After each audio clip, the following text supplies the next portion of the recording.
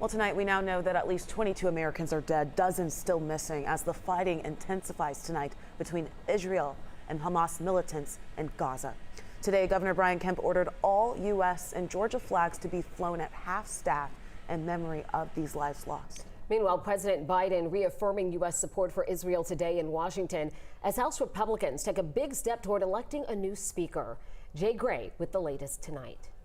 Good evening, Faith. Good evening, Jennifer. Look, there is a lot unfolding right now here on Capitol Hill. The House a step closer to electing a new speaker, and that in turn could open up more funding, more support for Israel as their war with Hamas inches closer to what could be an even deadlier phase on the ground.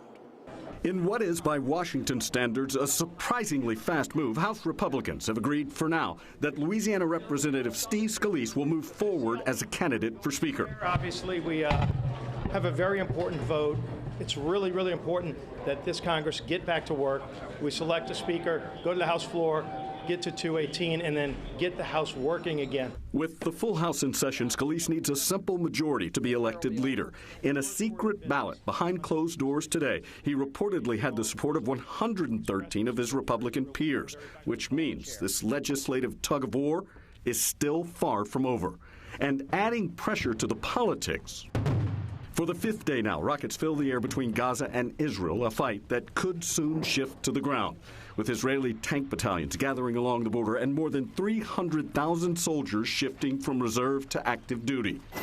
U.S. support growing in the region. American warships and fighter jets now in place in the eastern Mediterranean. The first shipment of American weapons and ammunition landing in Israel overnight. And we now know a team of U.S. military technical experts experienced in hostage recovery are on the ground as advisors with reports of dozens of American hostages in Gaza. President Biden, in what's become a daily message, promising continued support. My commitment to Israel's security and the safety of the Jewish people is unshakable. The United States has Israel's back. But additional funding and resources won't come without congressional approval. And that can't happen until there's a new Speaker of the House.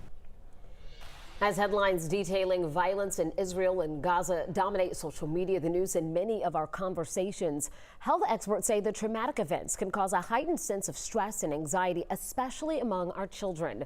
So how can you talk to them about what's going on? A licensed therapist at Children's Healthcare Atlanta says for young children who haven't been exposed to accounts of the violence, there's no need to talk to them about it. But for older kids who have heard about it or seen violent things, she says to be proactive and speak to them. Don't wait for them to come to you. She also says it's okay to not have answers to their questions. Really, that's not what they need. Kids don't need a script. They need you to be in it with them and let them know they're not alone in it. She says it's also important to let them guide the conversation based on what's on their minds, then listen and offer ways to cope.